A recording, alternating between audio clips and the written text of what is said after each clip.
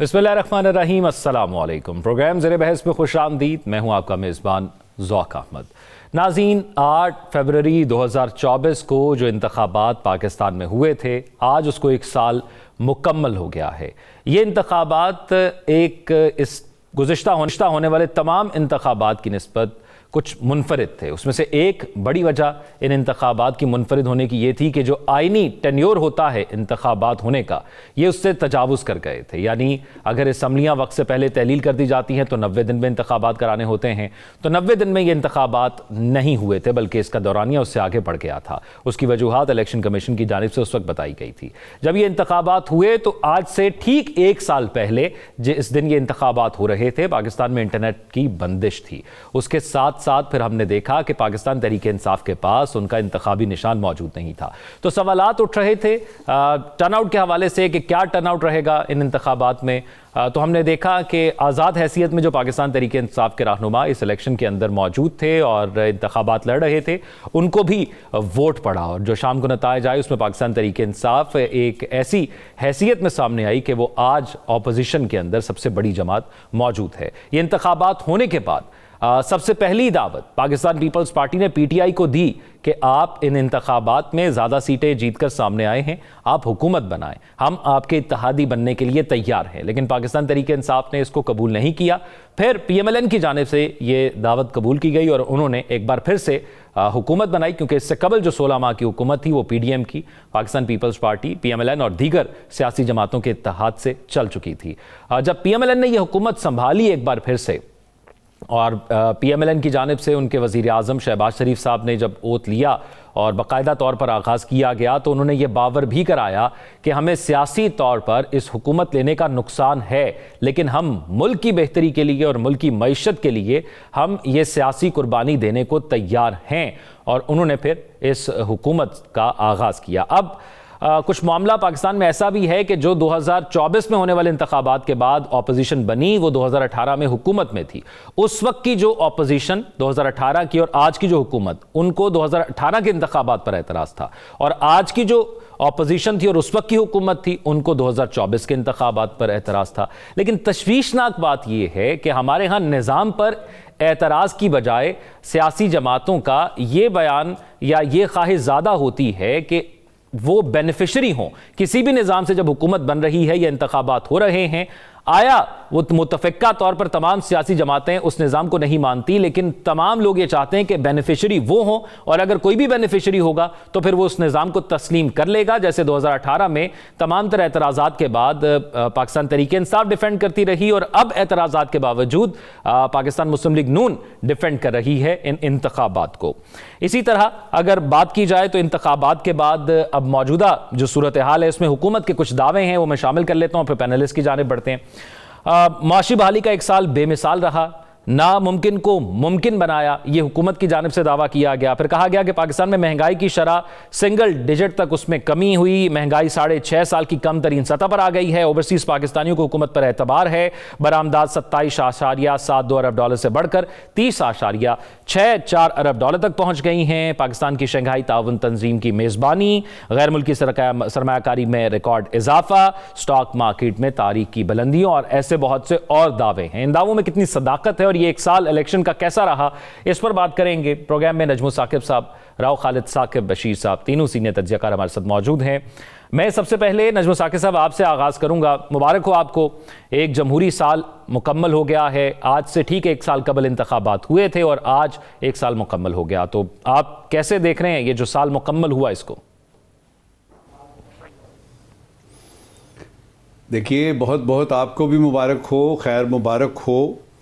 मुझे आप बात कर रहे थे तो याद आया कि अगर हम पिछले 8 फरवरी से कुछ महीने पहले जाएं तो हम सबको मुसीबत पड़ी हुई थी कि ये इलेक्शन कमीशन डेट नहीं दे रहा, और इलेक्शन कमिश्नर साहब जो हैं वो आसमान की बुलंदियों को छू रहे थे, जिस तरह आजकल हमारा स्टॉक मार्केट नहीं है। सुभान अल्लाह, सुभान अल्लाह। तो आपको भी मुबारक हो, आपके देखने वाले करोड़ों जो आपके नाजरीन हैं उनको भी मुबारक हो कि और कुछ नहीं तो हम ये कह सकते हैं कि हम एक जमहूरी मुल्क में रह रहे हैं जी, और कुछ नहीं तो हम ये कह सकते हैं कि जमहूरी तरीके से ना सही जमहूरी निज़ाम के अंदर रह के جمہوری نظام میں یہ الیکشن ہوئے. دیکھیں یہ نظام پہ آپ نے اعتراض کی بات کی ہے نا, نظام چلاتا کون ہے؟ ہم ہی چلاتے ہیں نا. اور اگر پسند اور ناپسند کی بات ہوگی تو آپ کر لیں جو آپ نے کرنا ہے. یہ تو ہو گئی پہلی بات.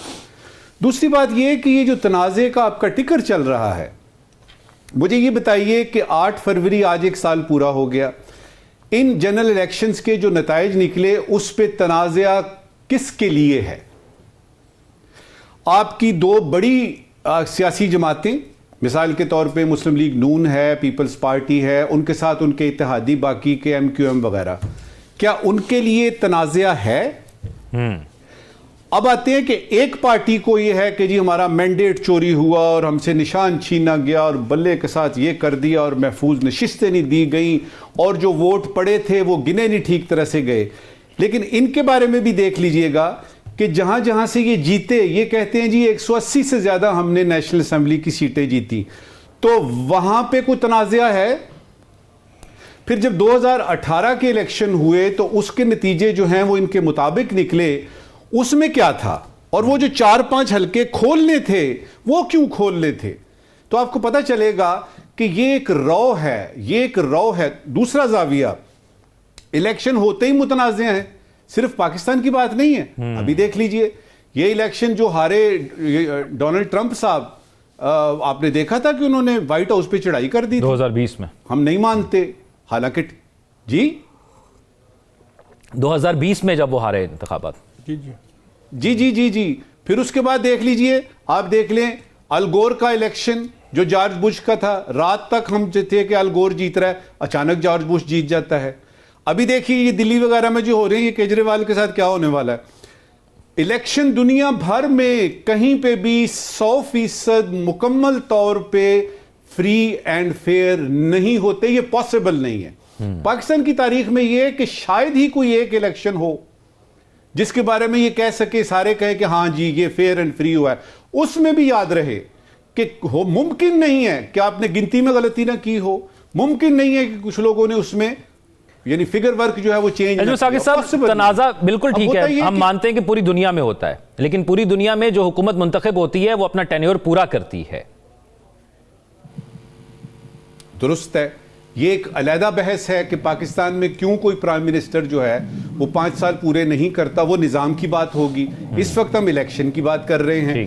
تیسرا زاویہ, نظریات پہ چونکہ سیاست نہیں ہوتی, طاقت حاصل کرنے کے لیے ہوتی ہے, اور طاقت حاصل کرنے کے لیے ضروری ہے کہ ووٹنگ آپ کے حق میں ہو اور آپ حکومت بنائیں, لہٰذا اس میں ہر چیز کو جائز سمجھا جاتا ہے. چوتھا زاویہ, بحثیت مجموعی اگر آپ دیکھیں, یہ بڑی انٹریسٹنگ بات بتانے لگا ہوں آپ کو, بحثیت مجموعی اگر آپ پاکستانی قوم کو, مجھے, ثاقب بشیر کو, راؤ صاحب کو, اپنے آپ کو اور جو آپ کے دیکھنے والے ہیں, آپ مجھے خود بتائیے کہ کیا ہم تنازعات کے بغیر, مسائل کے بغیر رہ سکتے ہیں؟ ہمارے لیے کوئی مسئلہ نہ ہو ہم کھڑا کر دیتے ہیں, ہم پیدا کر یعنی کوئی نہ کوئی مسئلہ پیدا کر لیتے ہیں. مثال کے طور پہ نظریہ پاکستان, پاکستان کا مطلب کیا؟ لا الہ الا اللہ. پاکستان اسلام کے نام پر پیدا ہوا.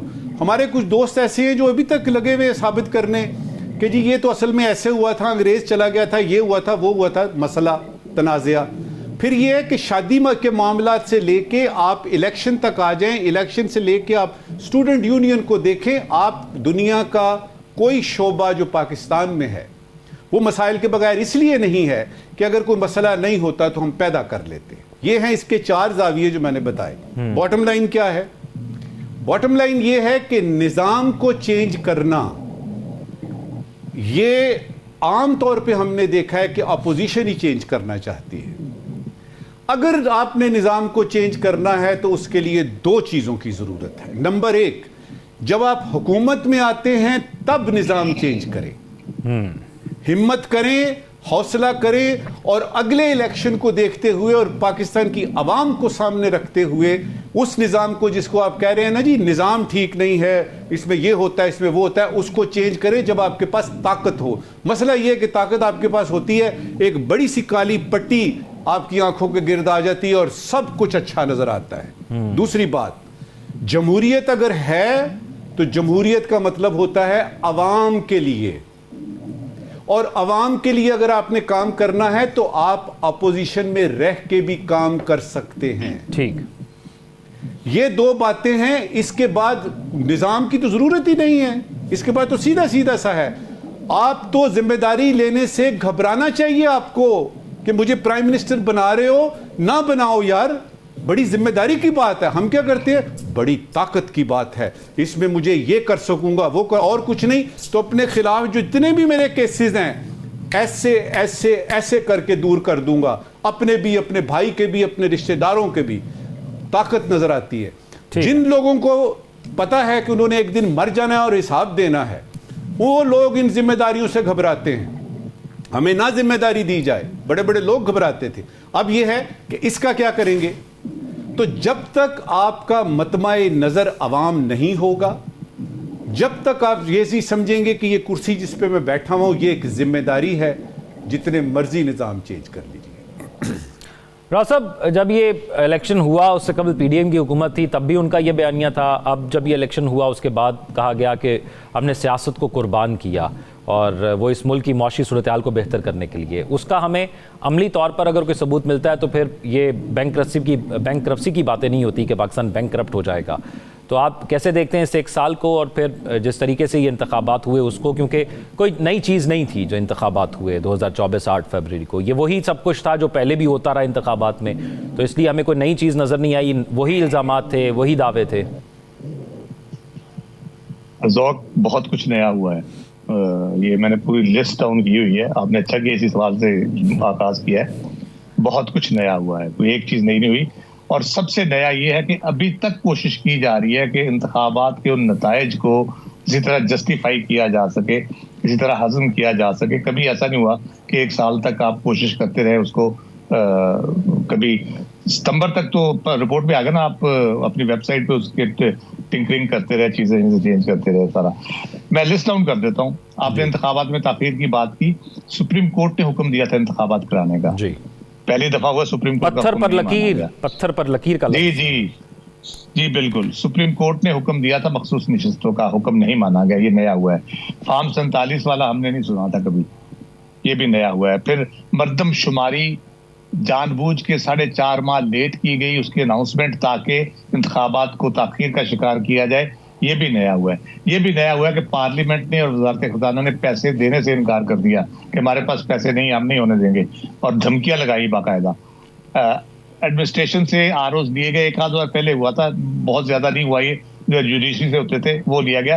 قاضی فائز صاحب نے صاف انکار کر دیا تھا کہ ہم عدلیہ کے لوگ نہیں دیں گے آپ کو. بلے کا نشان آپ نے ذکر کیا, جلسے جلوس نہیں کرنے دیے گئے. ایک پارٹی کو کمپین ہی نہیں کرنے دی گئی, اس کے پاس انتخابی نشان نہیں ہے, اس کے کینڈیڈیٹ کا کسی کو پتہ نہیں ہے. اس کے باوجود جو ایک تاریخ رقم کی ہے, میرا خیال ہے against all odds P T I نے, وہ صرف پی ٹی آئی کے نقطہ نظر سے میں نہیں دیکھتا اس کو. میں بطور ووٹر, بطور عوام, اس ملک کے شہری کے طور پہ میں بہت ایک اس کو امید کی کرن کے طور پہ دیکھتا ہوں. اور یہ چینج آنی ہے, یہ بنیاد رکھی گئی ہے, یہ چینج آنی ہے. لوگوں کو پتہ چلا ہے کہ وہ ووٹ سے تبدیلی کر سکتے ہیں. اس کو روکنے کی کوشش ہو رہی ہے, جیسے میں نے کہا 1 سال سے یہی کوششیں جاری ہیں ساری کہ کسی طریقے سے 8 فروری کے انتخابات کو کر لیا جائے. لیکن بات یہ ہے کہ صرف انتخابات کو آپ اگر کر لیتے ہیں تو کیا آپ حکومت اور پاکستان کے سارے معاملات ٹھیک سے چل پڑیں گے؟ تو یہ بڑا ایک کہہ لیں کہ ڈفرینٹ قسم کی سچویشن ہے. اس میں آپ کہتے ہیں سیاست قربان کر دی ریاست کے لیے, تو آپ تو پاپولیرٹی کے دعوے دار بھی ہیں. سیاست قربان ہو گئی تو آپ پاپولر تو نہیں رہے. اس کا مطلب ہے آپ خود کہہ رہے ہیں کہ آپ نے عوام کی حمایت کھو دی. تو جب عوام کی حمایت کھو دی تو آپ اپنی لیجیٹیمیسی کہاں پہ تلاش کریں گے؟ پھر آپ مجھے بتا دیں کہ صرف دیوالیہ ہونے سے بچانے کی بات کر کے آپ لیجیٹیمیٹ ہو جائیں گے, آپ پاکستان کے معاملہ ٹھیک کرنے کے قابل ہو جائیں گے؟ دیکھیں معاملات بڑے گمبھیر ہیں. اس میں عدالتی جنگ جاری ہے انتخابات کے حوالے سے, 8 فروری کے انتخابات کے حوالے سے. اس میں آپ دیکھ رہے ہیں اس میں بھی بہت سی چیزیں نہیں ہوئی ہیں. وہ ٹریبیونل کے پاس جب شک پڑا کہ یہ ٹریبیونل فیصلے کر دیں گے, فوری طور پہ قانون بنایا گیا, قانون چینج کر کے اپنے ٹریبیونل مرضی کے بنائے گئے, ریٹائرڈ ججوں کو لگا دیا گیا اس میں, وہ ابھی تک لٹکا پڑا ہے, وہ معاملہ نہیں ہوا. جب پتہ چلا ہائر جوڈیشری شاید ٹیک اپ کرنے جا رہی ہے اس کو, جب مخصوص نشستوں کا فیصلہ آیا اسی وقت فوراً 26ویں ترمیم اور چیف جسٹس جس نے بننا تھا, جنہوں نے مخصوص نشستوں کا فیصلہ دیا تھا، اس کو لکھا تھا منصوری صاحب، ان کو چینج کرنے کے لیے. دیکھیں اتنی بڑی مصیبت میں حکومت پڑی ہوئی ہے، مسلسل جس قسم کی باتیں یہ کر رہی ہے، ڈسٹورشن پیدا کر رہی ہے پورے سسٹم کے اندر، آئین کے اندر، قانون کے اندر، تو یہ وہ معاملات ٹھیک نہیں ہو رہے.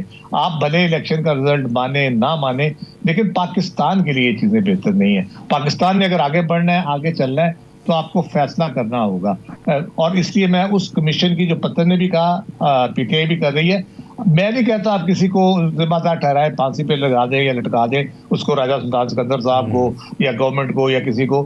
میں یہ کہتا ہوں کہ اگر آپ نے سسٹم ٹھیک کرنا ہے تو یہ کمیشن بہت ضروری ہے، تاکہ پتہ چلے یہ جو آر ایم ایس تھا 71 کروڑ روپے کا جو لگا تھا، سلطان سکندر صاحب کہتے تھے کہ بغیر انٹرنیٹ کے بھی چلتا ہے، وہ کیسے بیٹھ گیا اس رات کو.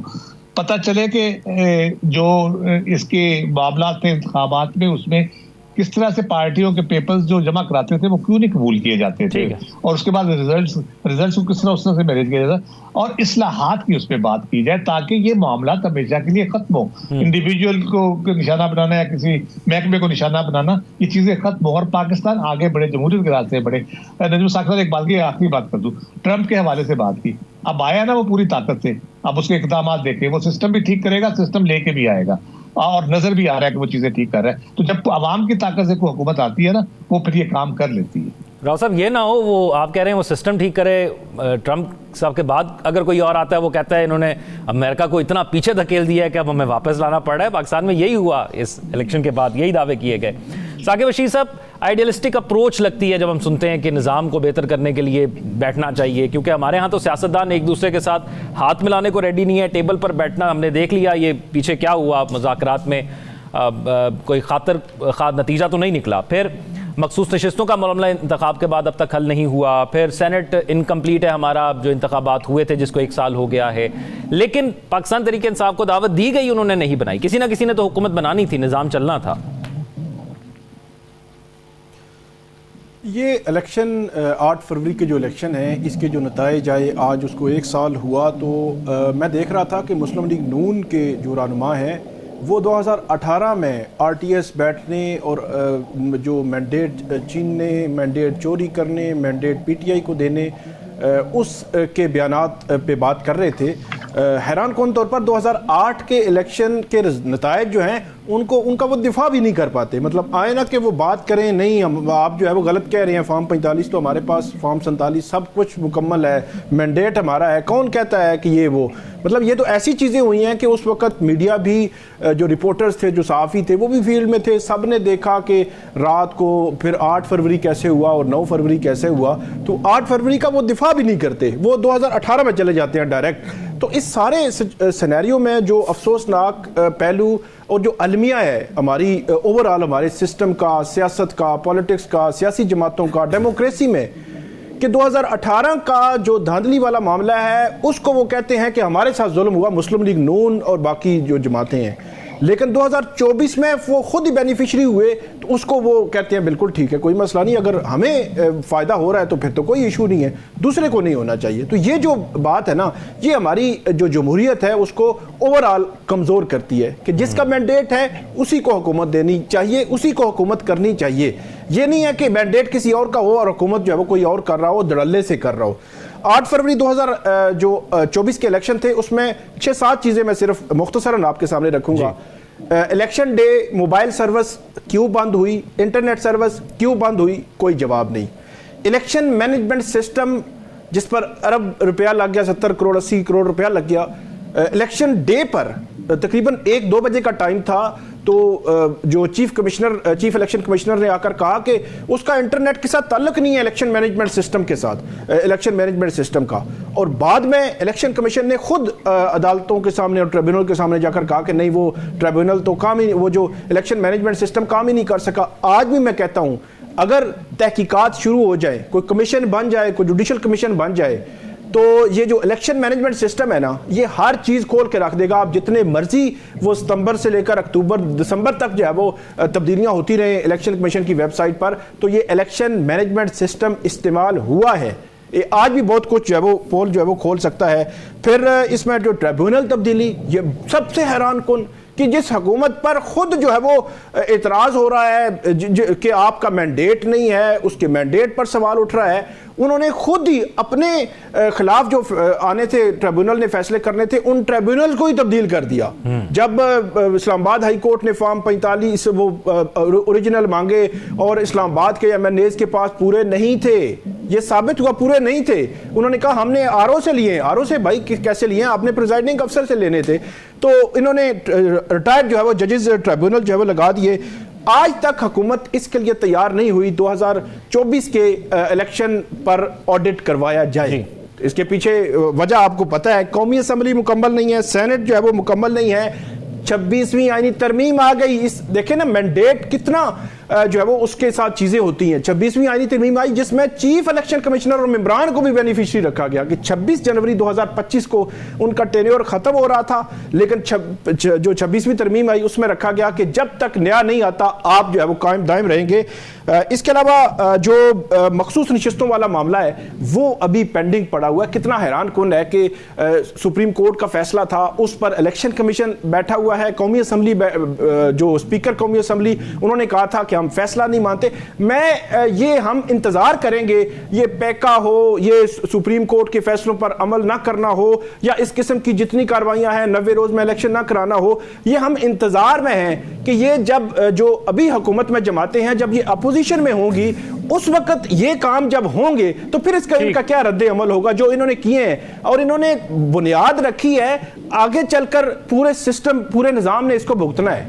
ایک چیز بڑا ضروری ہے ذوق اس میں جاننا، دیکھیے کمیشن بن جائے گا، جوڈیشل کمیشن بن جائے گا، وہ الیکشن کے بارے میں کو آڈٹ بھی رپورٹ آ جائے گی، 9 مئی پہ بھی ہو گیا، 26 نومبر پہ بھی ہو گیا. فرض کیا کہ بن گیا کمیشن جوڈیشل، فرض کیا کہ انہوں نے اپنی جو ہے نا وہ جو فائنڈنگز ہیں وہ بھی دے دی، مانے گا کون؟ ہم کرتے کیا ہیں، ہم ایک چیز کا حل نکالتے ہیں اور جو حل نکلتا ہے اس کو متنازع کر دیتے ہیں، اور یہ سلسلہ چل رہا ہے، یہ سلسلہ چلتا رہے گا.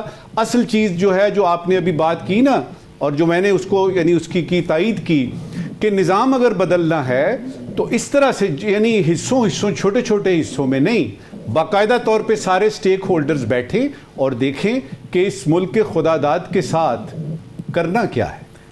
امید بھی یہی ہے کہ یہ سٹیک ہولڈرز بیٹھیں، لیکن ابھی ثاقب صاحب نے بات کی کہ اگر یہ حکومت اپوزیشن میں اگر آگے جا کے جاتی ہے تو جو اقدامات اب کیے ہیں تب کیا ہوگا.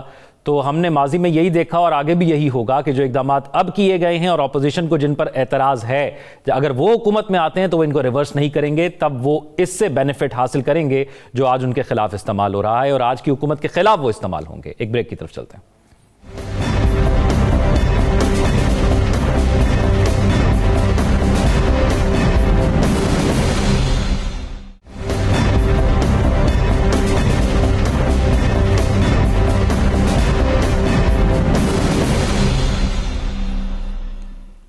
بریک کے بعد خوش آمدید ناظرین. صدر پاکستان نے چائنا کا دورہ کیا، آج وہ اختتام پذیر ہوا دورہ. چائنا پاکستان کا اہم اسٹریٹجک پارٹنر ہے، لیکن چائنا کے کچھ کنسرنز تھے سیکیورٹی کے حوالے سے جس کو پاکستان نے کوشش کی کہ دور کیا جائے، اور خاص طور پر محسن نقوی صاحب جو کہ وزیر داخلہ ہیں وہ انہوں نے بریفنگ دی وہاں پر جا کر ان کنسرنز کے حوالے سے.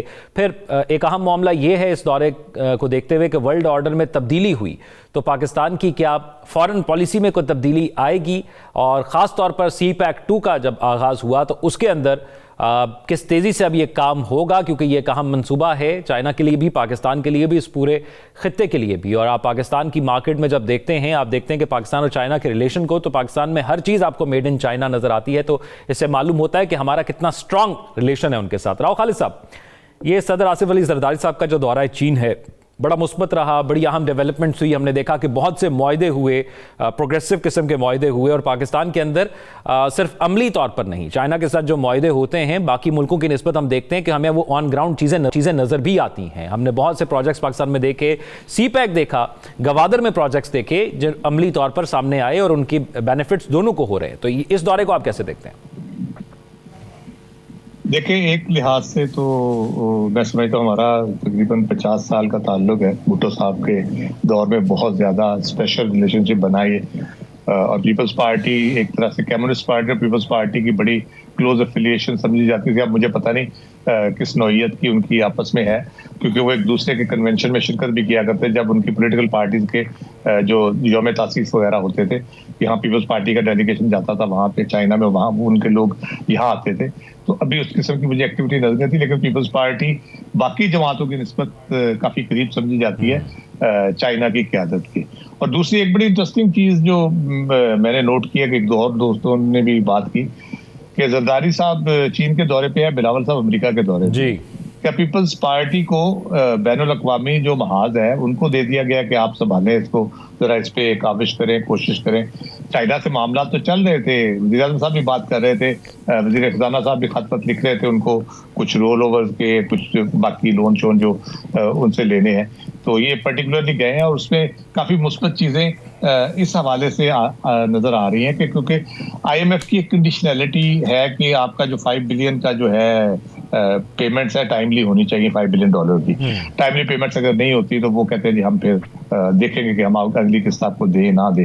تو اس میں چائنا نے بہت میجر رول پلے کیا. ہمارے باقی دوستوں نے بھی کیا, لیکن چائنا کا اگر بریک ڈاؤن میں آپ کو دوں, شہباز رانا صاحب نے اس کا دیا تھا ایک دفعہ, اس میں کم از کم $6.5 بلین کمرشل لون ہے جو ان کا ہمارے پاس ہے, جو ہم اس طرح سے ابھی رکھے ہوئے ہیں, دے نہیں پا رہے. پھر کیش ڈپازٹ ہے $4 ارب کا. اتنی ہی ٹریڈ جو ہے فائنانس فیسلٹی ہمارے پاس ہے. ابھی جو لیٹسٹ ہم نے ریکویسٹ ان کو کی ہے, جو جس کے بہت زیادہ امکانات ہیں, سارے ایکسپرٹ یہی کہہ رہے ہیں کہ وہ ہو جائے گا, وہ ہے ہم نے ایگزم بینک سے $3.2 بلین کا لون لیا ہوا ہے جو ہم نے اب واپس کرنا ہے. 2024 کے اینڈ سے شروع ہوا ہے, 2027 تک ہم نے واپس کرنا ہے. ہم نے 2 سال کی ان کو ڈیلے کرنے کی ریکویسٹ کی ہے اور یہ ساکھ ڈار صاحب نے کی ہے. اب یہ بڑے ڈفرینٹ اب رولز کی بات یہاں پہ آ جاتی ہے. چائنا تو کر رہا ہے جو کر رہا ہے, بہت اچھا کر رہا ہے اور کرنا بھی چاہیے ان کو, کیونکہ ہم بھی اتنے ہی اس کے خیر خواہ ہیں جتنا وہ ہمارے خیر خواہ ہیں, بلکہ بہت قریبی طور پہ ہم نے انٹرنیشنل پالیٹکس میں ایک دوسرے کے ساتھ ہمیشہ کھڑے رہے ہیں, ڈٹ کے کھڑے رہے ہیں. تو اس حوالے سے بھی بہت ایک قریبی تعلق ہے. تو اب یہ جو ساری کوششیں ہو رہی ہیں اس میں اسحاق ڈار صاحب وزیر خزانہ کا رول وہاں پلے کر رہے ہیں, زرداری صاحب اور بلاول صاحب وزیر خارجہ کا رول پلے کر رہے ہیں, اب وزیر خزانہ صاحب کس کا رول پلے کر رہے ہیں, وزیر داخلہ صاحب بھی گئے ہوئے تھے وہاں پہ. میرا خیال ہے وہ ان کی میٹنگ جو ہوئی اپنے ہم منصب سے وہ بہت امپورٹنٹ ہے. وہ چیزیں ہیں جو چائنا کا یہاں پہ جتنے بھی اب انٹرسٹ ہے یا وہ انویسٹمنٹ ہے یا جو پروجیکٹس کرنا چاہ رہے ہیں, سی پیک کو آگے بڑھانا چاہ رہے ہیں, ML1 کی بات کر لیں تو وہ اس میں سیکورٹی کے کنسرن جیسے آپ نے ذکر کیا وہ ہے. تو اس میں میرا خیال ہے بہت مثبت پیش رفت ہوئی ہے. ایک تو ٹریننگ کے حوالے سے, پولیس کے جدید آلات کے حوالے سے, انٹیلیجنس شیئرنگ کے حوالے سے میرا خیال ہے وہ بہت اچھا, کیونکہ چائنا کا اصرار یہ تھا کہ جوائنٹ ہم سیکورٹی کا کچھ نظام بنائیں, لیکن پاکستان کی انٹیگریٹی کے لیے, پاکستان کی خود مختاری کے لیے میرا خیال ہے کہ یہ بہت ڈیفیکلٹ ہوگا. پاکستان کی چائنا بہت اچھا دوست ہے ہمارا, لیکن یہ ایک کہہ لیں کہ بڑی شرمندگی والی بات ہوگی کہ ہم کہیں جی ہم نہیں کر سکتے تو آج ہم مل کے کرتے ہیں. تو وہ میرا خیال ہے وہ اس طرف ہم اب نہیں جا رہے, تو وہ بہت یہ اس کا امپورٹنٹ پہلو ہے اور اس میں کوئی شک نہیں, چائنا ہر مشکل وقت ہمارے کام آیا ہے. اور اس وقت بھی اب بھی اگر آئی ایم ایف نے ہمیں اگر ہم ڈیفالٹ نہیں کیا یا یہ آئی ایم ایف کا اتنا رول نہیں ہے جتنا چائنا کا اس میں رول ہے, اور باقی برادر ملکوں کا, سعودی عرب اور یو اے ای کا. نجم ثاقب صاحب, میں ذرا اگر ہم اسٹریٹجک اپنی ویلیو دیکھیں, ایک سائڈ پہ ہمارے ایران ہے, ایک سائڈ پہ انڈیا ہے, ایک سائڈ پہ افغانستان ہے اور پھر چائنا ہے. باقی 3 پڑوسیوں کے ساتھ ہماری وہ ٹریڈ نہیں ہے. چائنا کے ساتھ ہمارے تعلقات ان تینوں کی نسبت بہت اچھے ہیں, لیکن ورلڈ آرڈر میں تبدیلی, USA میں نئی حکومت کا آنا اور ہمارے چائنا کے ساتھ تعلقات, پاکستان کی خارجہ پالیسی اس دورے کے بعد کیا تبدیل ہو سکتی ہے؟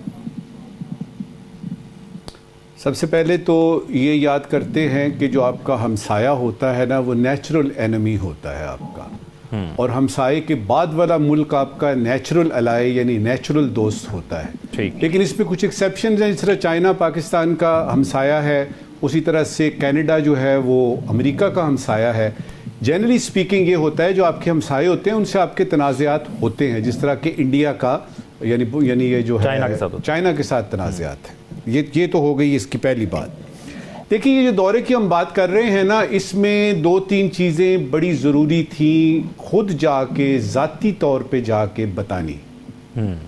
سب سے پہلے اس میں تھا کہ پاکستان کی جو ون چائنا پالیسی ہے تائیوان کے اوپر, وہ بالکل ویسی کی ویسی ہے. اور یہ جو اخباروں میں آیا, یہ جو انٹرنیٹ پہ آیا کہ جی پتہ نہیں کیا ہونے والا ہے, پاکستان کو چینج کر رہا ہے وغیرہ وغیرہ, یہ بالکل غلط ہے, صریحاً غلط ہے. پاکستان جو ہے وہ 100% چائنا کے ساتھ ہے جہاں تک کہ ون چائنا پالیسی کی بات ہے. یہ تھا پہلا. جی دوسرا کیا تھا؟ دوسرا یہ تھا کہ یہ جو سی پیک 2 ہے جو 10 سال پورے ہونے کے بعد شروع ہوا ہے, اس میں ہم وہ غلطیاں نہیں کریں گے جو ہم نے سی پیک 1 میں کی. اس میں چاہے اکنامک زون بنانے والی بات ہو یا پروجیکٹ میں جو آپ نے کرنا ہے وہ اپنا حصہ اس میں ڈالنا ہو, اس میں آپ کی سیکیورٹی کے مسائل ہیں, اس میں چینی ورکرز کی بات ہوتی ہے, اس میں یہ ہوتا ہے کہ جی جو ہمارے لوگ ادھر آئے ہوئے ہیں یعنی چائنا سے آئے ہوئے ہیں کم از کم ان کی حفاظت تو کریں. تو وہ ری ایشور کرنا تھا کہ یہ چائنا, یہ جو سی پیک 2 ہے اس میں ہم وہ غلطیاں نہیں کریں گے جو ہم نے کی. جو مجھے فرق نظر آیا نا وہ پاکستان کے اخبارات کو دیکھ کے اور جو بہت ساری آپ کی پریس ریلیزز نکلتی ہیں, میں نے دیکھا کہ کچھ الفاظ بیچ میں سے نکل گئے ہیں. مثلا ہمالیہ سے اونچی فلانی وہ مجھے نظر نہیں کہیں آئی. مثلا یہ کہ شہد سے میٹھی فلانی وہ مجھے نظر نہیں آئی. مجھے کیا نظر آیا ہے جو کہ بنیادی چیز ہے کہ ہم تصویراتی پارٹنر ہیں, ہم اسٹریٹجک پارٹنرز ہیں, اور اس پہ پریزیڈنٹ شی جن پنگ نے بھی بات کی ہے اور یعنی صدر زرداری نے بھی بات کی ہے. اب یہ کہ ہم ذرا حقیقت پسندانہ طریقے سے دیکھ رہے ہیں پاکستان چائنا کو.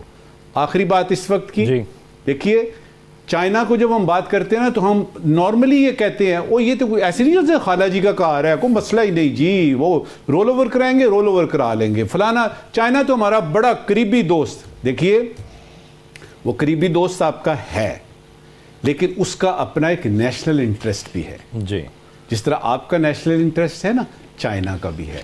تو جو اس طرح کی دوستی ہوتی ہے اس کو خاص طور پہ ذرا احتیاط سے نازک ہوتی ہے, اس کو دیکھنا پڑتا ہے اور فار گرانٹڈ نہیں لینا پڑتا.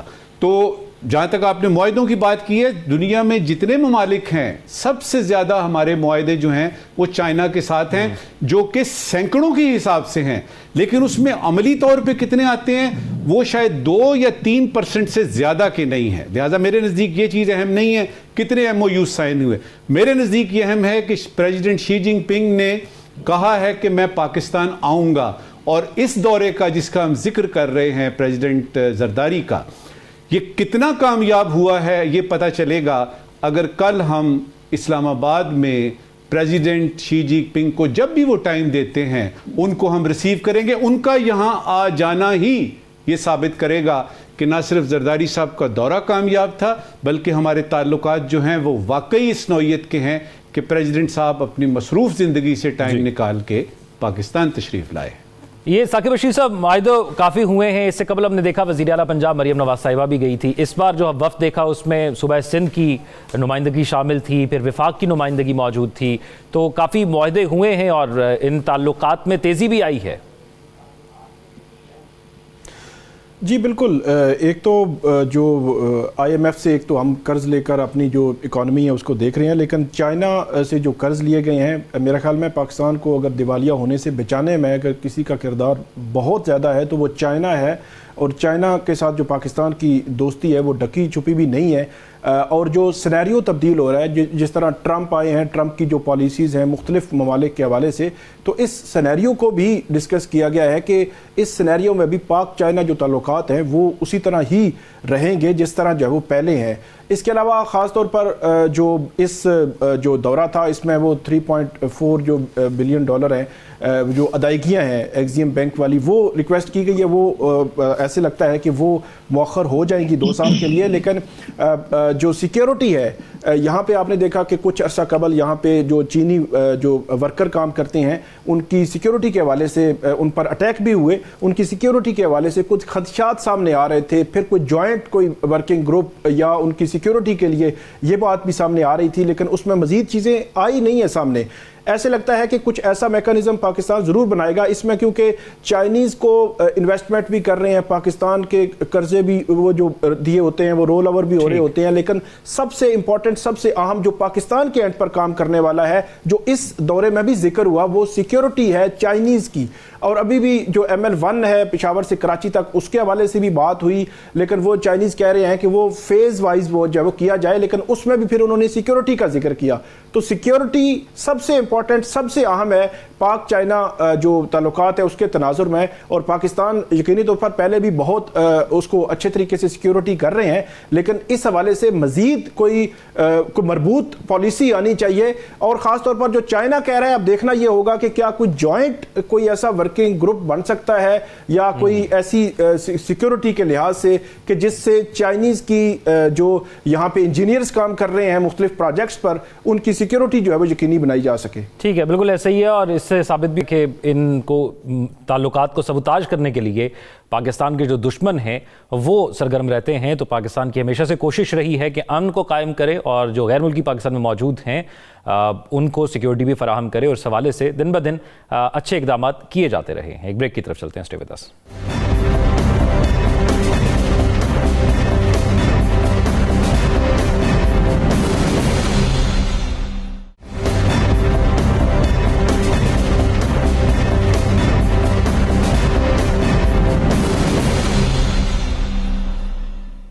بریک کے بعد خوش آمدید ناظرین. یہ جو عدلیہ خطوط کی زد میں ہے، اس کو ہم کافی دفعہ ڈسکس کر چکے ہیں. اب 26ویں ترمیم کے فیصلے تک ججز تعیناتی مؤخر کی جائے. سپریم کورٹ کے 4 ججز کا چیف جسٹس کو ایک خط بھی سامنے آ گیا، اور اس سے جو نقصان ہوتا ہے، یہ جو خط و کتابت اور پھر جس قسم کے فیصلے ہوتے ہیں، اس کو میں ون لائنر میں کر کے پھر اپنے تجزیہ کاروں کی طرف چلتا ہوں کہ اسلام آباد ہائی کورٹ میں اب جب ججز تعینات کیے گئے 3 دوسری ہائی کورٹ سے، تو پھر وکلا نے احتجاجاً جو ہے وہ پیش نہیں ہوئے، تو پھر جو سائلین ہوتے ہیں ان کے مقدمات رک جاتے ہیں، اس میں ڈیڈ لاک آتا ہے. تو جن لوگوں اور اہم پلر ہے جو اس ملک کا عدلیہ، اگر وہاں پر ہی تنازعات ہوں گے تو پھر اس سے نظام میں بہت بگاڑ پیدا ہو جائے گا. نجم ثاقب صاحب، 4 ججز کا مزید خط آ گیا. ہر ہفتے ہم جب پروگرام کرتے ہیں تو ہم دیکھتے ہیں کہ کچھ خطوط اکٹھے ہو جاتے ہیں جس کو پھر ہم اپنی ڈسکشن کا حصہ بناتے ہیں. اب مزید ایک خط آ گیا، آپ کیسے دیکھ رہے ہیں اس کو؟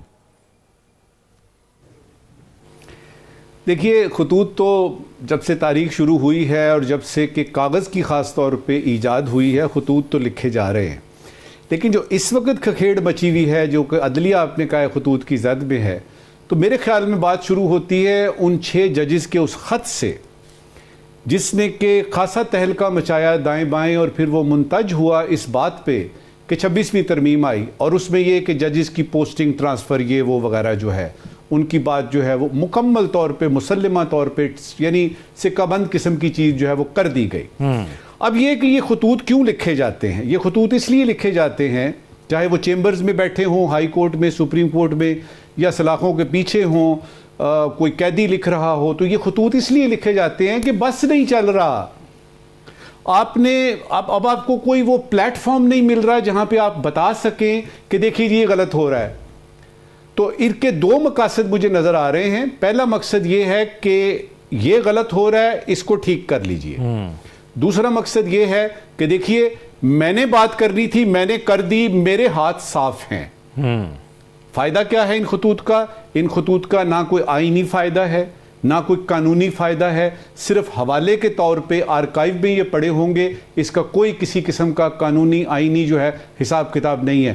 وہ زمانے گزر گئے جب کہا جاتا تھا کہ سپریم کورٹ کے فلاں معزز جج نے ریمارک پاس کیا.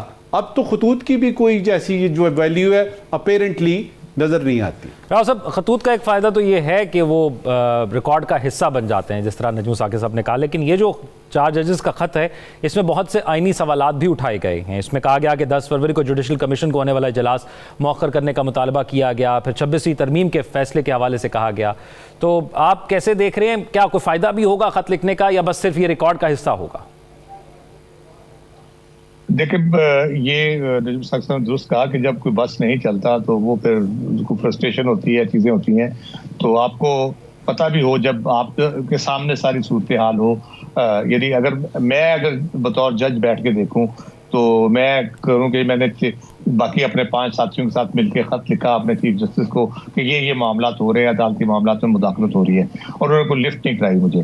میں نے اوپر سپریم کورٹ میں بات کی تو وہاں سے پتہ چلا کہ جی وہ کہ ادھر سے بھی کوئی مسئلہ حل نہیں ہو رہا, الٹا ڈانٹ پڑ گئی, پہلے قاضی صاحب سے پڑی, ابھی سنائی آفریدی صاحب نے بھی. اس کے بعد آپ کوشش کرتے ہیں کوئی معاملات اپنے طور پہ ٹھیک کرنے کی, عدلیہ تو 26ویں ترمیم آ جاتی ہے, اس میں پھر آپ اپنے پلیسمنٹ جو ججز کی پلیسمنٹ ہے وہ اس طرح سے کرتے ہیں کہ تاکہ وہ جو کچھ ریئیکٹ کرنا چاہتے ہیں ان چیزوں کے اوپر جو ان کے ساتھ وہ سمجھتے زیادتی ہو رہی ہے, اس لیے وہ نہ کر پائیں. تو مسئلہ یہ ہے کہ جہاں آئین اور قانون حکومتی یا عدالتی عزائم میں رکاوٹ بنتا ہے وہاں پہ کوئی نہ کوئی آئینی ترمیم آ جاتی ہے, یا عدلیہ کا آئینی بینچ کوئی اس کی کوئی منشگافیوں سے لے آتا ہے, حتیٰ کہ الیکشن کمیشن بھی اپنی قانونی منشگافیوں سے وہ فیصلے پر عمل درآمد نہیں کر رہا. تو ریکارڈ کا حصہ یہ ضرور ہے, لیکن یہ بات بھی یہاں ہے کہ یہ سارا پروسیس ہوتا تھا, ججوں کا بھی ساری چیزیں ہوتی تھی اور کوئی اتنا مسئلہ نہیں ہوتا تھا. اب کیوں مسئلہ ہو رہا ہے؟ اس میں بنیادی طور پہ جس نیت سے یہ سب کچھ کیا جا رہا ہے, یہ پورا پروسیس جو ہے وہ ایک بدنیتی پہ مبنی ہے, اس وجہ سے مسئلے پیدا ہو رہے ہیں کہ اس کے نتیجے میں خرابی بڑھ سکتی ہے, نہ صرف ججوں کے لیے, نہ صرف نظام عدل کے لیے, بلکہ عام پاکستانیوں کے لیے بھی بہت سارے مسائل پیدا ہو سکتے ہیں, ملک کے لیے ہو سکتے ہیں. اچھا ثاقب رشید صاحب, کیا یہی مقصد ہے کہ اخلاقی طور پر سمجھا جا رہا ہے کہ جو کچھ کیا جا رہا ہے وہ ٹھیک نہیں ہو رہا, قانونی طور پر تو اس کے اندر گنجائش موجود ہے جو کچھ کیا جا رہا ہے؟ نہیں, قانونی طور پر بھی اس میں نیت کا بڑا عمل و دخل ہے. دونوں خطوط لکھے گئے ہیں, جسٹس بابر ستار نے ایک, چیف جسٹس عامر فاروق اور باقی جو 4 ججز نے سپریم کورٹ کے چیف جسٹس کو لکھا ہے. اس میں وہ بتانا یہ چاہ رہے ہیں, بڑا سمپل سا میں آپ کو بتا دیتا ہوں کہ 26ویں آئینی ترمیم آئی, اس کے خلاف درخواستیں آ گئیں, 3.5 ماہ ہو گئے ہیں. اس 26ویں آئینی ترمیم کے تناظر میں آپ جج تعینات کر رہے ہیں, ہائی کورٹ میں بھی اور سپریم کورٹ میں ابھی 8 جج لا رہے ہیں.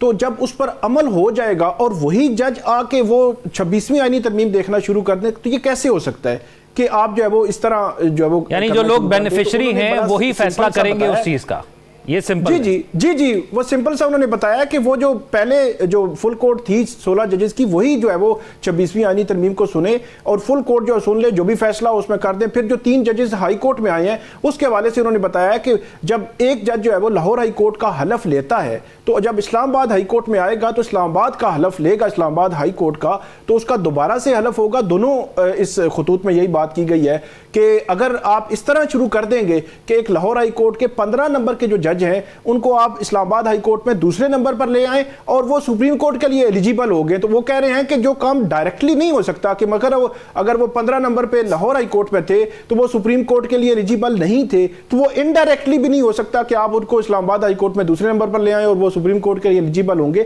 تو یہ نکات بڑے اہم اور قانونی نکات ہیں, ان کو سپریم کورٹ کو میں یہ سمجھتا ہوں چیف جسٹس یحییٰ آفریدی ان کو دیکھنا چاہیے. جوڈیشل کمیشن کا اجلاس جو 10 کو ہونے جا رہا ہے 10 فروری کو, اس اجلاس کو مؤخر کرنے کے حوالے سے جو ابھی تک باتیں سامنے آئی ہیں, میرا خیال یہ ہے کہ جو وکلا ہیں, بار ایسوسیشن ہے, وہ بھی یہ مطالبہ کر رہی ہیں, تو اس کو مؤخر کرنے میں کوئی حرج نہیں ہے کہ آپ 26ویں آئینی ترمیم پہلے سن لیں اور اس کے بعد جو ہے وہ یہ اجلاس بھی کر لیں. جتنے ججز لگانے ہیں یا جتنے بھی اقدامات کرنے ہیں وہ بعد میں بھی ہو سکتے ہیں, چہ جائے کہ وہی آپ لوگ لگا دیں کہ جو بینیفیشری اور وہ خود ہی جو ہے وہ سارا کچھ سننا شروع کر دیں.